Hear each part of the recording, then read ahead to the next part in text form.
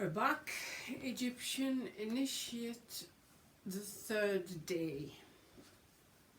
The Master said, "Man depends on the netters, the power functions of nature, in all that concerns the natural evolution of his earthly life.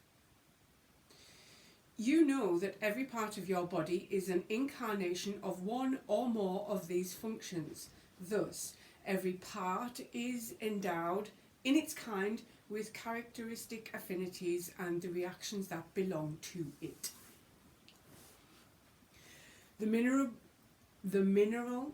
vegetable, and animal principles are found in man, with the consciousness inherent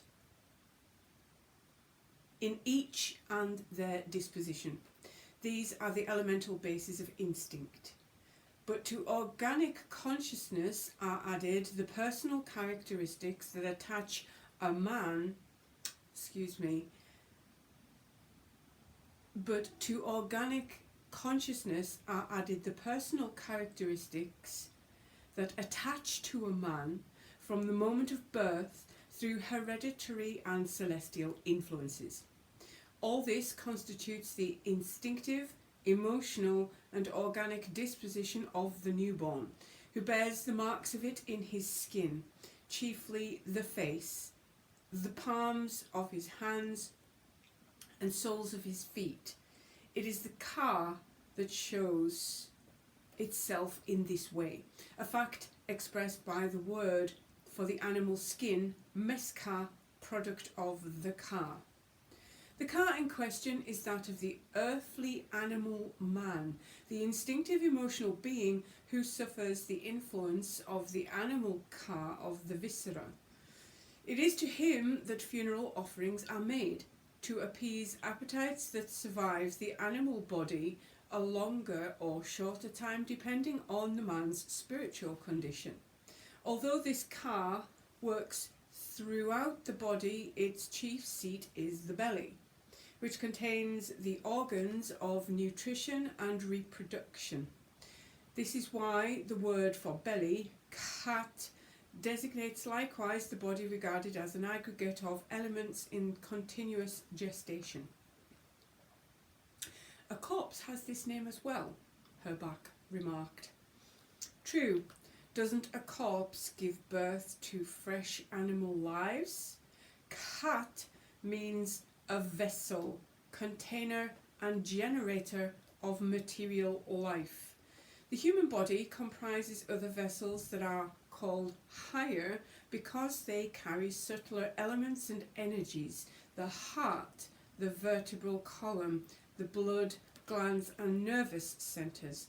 They are in contact with the living air and vital fire of the universe, the breath of Amun-Ra. They correspond with higher functions and tendencies in accordance with the divine harmony of the world, of which man is the living image and sum. Blood, senef, washes your whole body and returns to the heart, charged with exhausted or impure matters. The heart sends it to the lungs for revitalization. There, it is in contact with Nef, Amun-Ra's fire and air, which consumes what is tainted and renews the life. Ib, the heart, and Sma, the lungs, are the vessels in which this change takes place and are called Hati, in which several centers of activity of your higher disposition are found. The solar plexus, near the heart, is a center of concentration for nervous energies which react to your emotional impulses. It is also the mysterious site in which the understanding or intelligence of the heart is expressed, Sia. It is there that a relation is established between the call of the ego, the call of the spirit, and battle is joined between man's two wills. But isn't it my brain that discusses and decides? Her Bak asked. Your brain is an instrument for spinning thoughts and arguments in which partiality and error are always to be suspected. The real motive forces are your passional disposition or lower ka, on the one hand and your spiritual tendency or urge to be free on the other. Besides, rational judgments don't write themselves into you as unforgettable experiences. Only vital reactions are agents of the immortal consciousness. Unless you take account of this, you will never attain unity, or Wa. What do you mean by that, Master?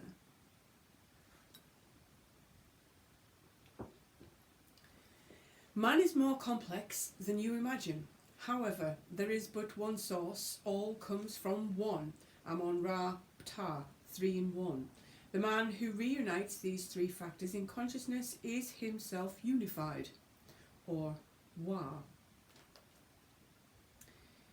You must know how unity becomes diversity. Ptah is first craftsman of the material creation, an active and causal principle bound through his fall into corporeality. But while imprisoned in the lower depths of the matter in which he works, his active heat is the hidden force in generation. Ptah, then, is the hidden drive in your life. But Khnum is the potter who shapes your form, the power that mixes human seeds which Amon-Ra has blessed with his breath, that the male and female complements may be fitted perfectly together. Khnum moulds them, quote, with his 2 hands, unquote, in order to reactivate and enswaddle Ptah and give effect to the gifts of the 7 Hathors. For several powers or functional entities are present with Khnum at the moment of birth, the 2 principal being Renenutet and Meskent. They bring to the child the characteristics of his inner nature, his Ka. That is why in the birth chamber of our temple of Luxor, Khnum is shown shaping the child and his Ka as well. The Ka, then, is specific character, his particular specificity with which the incarnating spirit must conform, the permanent factor which assures the identity of the human being throughout the process of his becoming. But as soon as the Ka has taken flesh, it arouses a personal urge, a will to live that becomes the me, Inek. Nek, primitive blind force of human animality, quite without higher sensibility, is the principle of egoism, and this, growing with the child, crystallizes the Ka's tendencies to its own advantage, to affirm its existence and assure its continuity. This Inek, this me, that seems to be the true individual, is in fact nothing but a reflection of Ka and the individual's Kas. It is this that deludes a man as to the importance of his thoughts, which likewise are nothing but a play of ephemeral forces and relative values. Thought is, quote, the other, unquote, in relation to the intelligence of the heart, as Nek is, quote, the other, unquote, in relation to Iu, the true being. Every real value appertains to the Ka. It is Ka that individualizes and so, say, binds the spirit. Ka is the only factor through which immortality can be gained, the only guarantee of perpetuity to the human entity. The characteristic that only has affinity with the forces that created it. And only forces of the same kind can come back to quicken it. There is an image of Ptah in wrappings, active causal principle bound by its fall into the corporeal. But the me, on the lookout for what is agreeable to its egoism, doesn't concern itself with such affinity. It adopts, without scruple, any heterogeneous impulse that will serve its egocentricity. This creates for the individual a mass of impure and destructible factors that hinder possession of his Ka on earth and reunion with it in the Duat. The understanding of this, said Her Bak, has involved long preparation on the correspondence between parts of my body and those of the universe. You may go further. You may speak of assimilation. It is the fusion of all parts of your being with those of the universe that will turn your consciousness from egoism to selflessness. All the monopolist tendencies of the me lose their reason for existence when you become universal, aware of the cosmic harmony, aware that neither your qualities nor your knowledge are personal to yourself, but imperfect reflections of the attributes of your Creator. One may preach this, but it remains a fictitious belief as long as the individual hasn't awakened in all his members, all his being, a consciousness of functional identity with the netters. As our ancient texts say, the doors of the blessed regions of the Duat are closed to the dead man, who doesn't know their names or the names of their guardians, but the man who absorbs the netters performs their cosmic functions with them, identifies his cars with theirs, and feeds himself with the qualities. Their qualities can say without blasphemy, I am Shu, I am Nut. Isn't it only a dead king that these words are attributed? What does a king matter unless as a fulfillment the perfect man? There is no question here of his me, but of Osiris remade through the virtues and functions of Nut. It surprises me, said Her Bak, that you should have been able to speak of all of this without mention of Ba. What is connection with Ka? Since all proceeds from one, said the Master, we must start again from the beginning if we are to understand the matter you raise. Original EA is the causal principle of breath in its dual movement, inspiration, expiration. It is the first aspect of the one and only spirit, Eo, whose second aspect is Ba, divine intermediary between heaven and earth, as original Ka is the third aspect, spirit creative and concretive. Ba is the passive agent of this life-giving trinity, but it becomes an active, life-giving power in nature. It is the life-giving breath whose departure causes the death of the creature. It is also the sensitive spirit that is carried by the blood, and when it has gone, the blood coagulates and the heart stops beating. It is the carrier of Neph, N, energy of Neith, and F, breath of Ammon. When Ba gives to life Seneth, and through breath and blood to the marrow, it changes into Ner, and its vital quality Nefer, which is the essence of all qualities in a living creature. This energy, active fire of the world, specializes in our marrow. It is Sa, a man's fire or vitality. A man who succeeds in becoming conscious of it can augment and use it at will. We call this controlled power Zur, and the higher man, Sir, is one who has mastered it. Note that it is one of Ka's powers. Ka, as you see, remains ever in relation with Ba. Now I will speak of the individual soul that is proper to man, but I can't speak clearly without discussing consciousness, which is the subject of a subsequent lesson. Today I can only talk about Ba in relation to Ka, through which it becomes an entity. Ba, pure, formless spirit, needs an objective means if it is to manifest. The means is the selective affinity of the thing that is to receive it, arising from the Ka and its characteristics.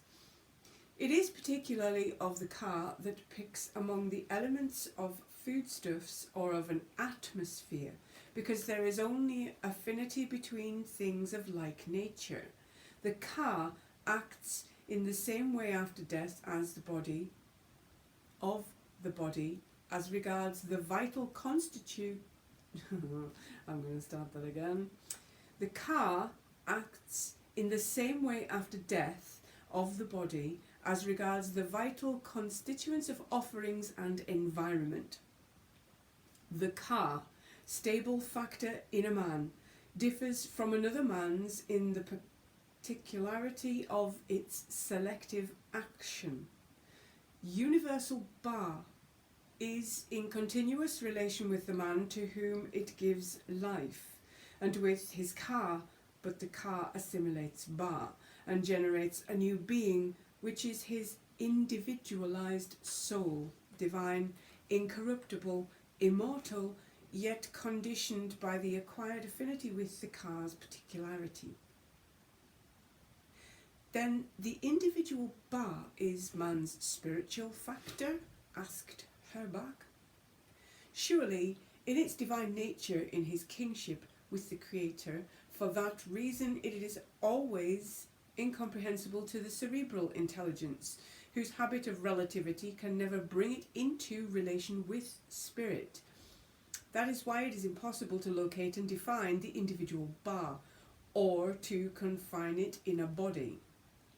It is immeasurable, indivisible, infractionable, free, mobile, and relatively impassable to human vicissitudes.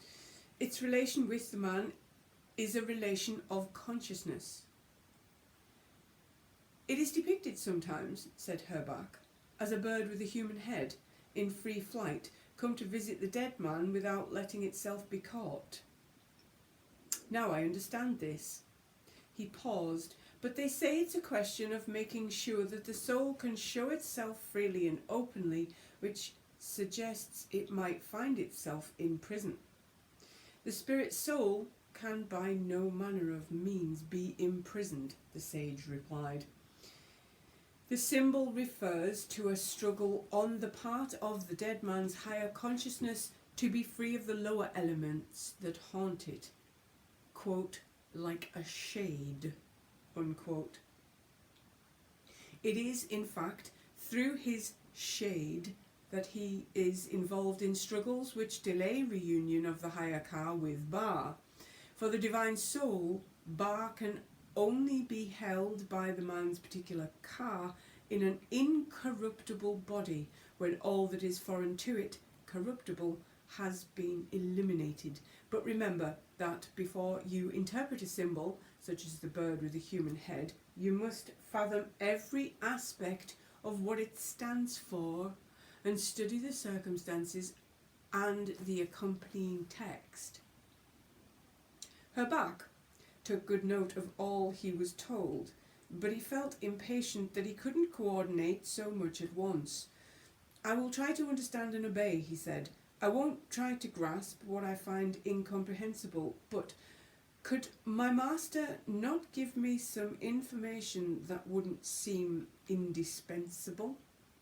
Isn't my ka, my real personality that doesn't die with the body, with which therefore I ought to concern myself above all else? I very much fear that I have often taken the me, sad figurehead, for the ka, and I shall certainly succumb to this illusion unless I learn to discriminate what you call man's higher ka from the lower. Is this not the final aim of the teaching?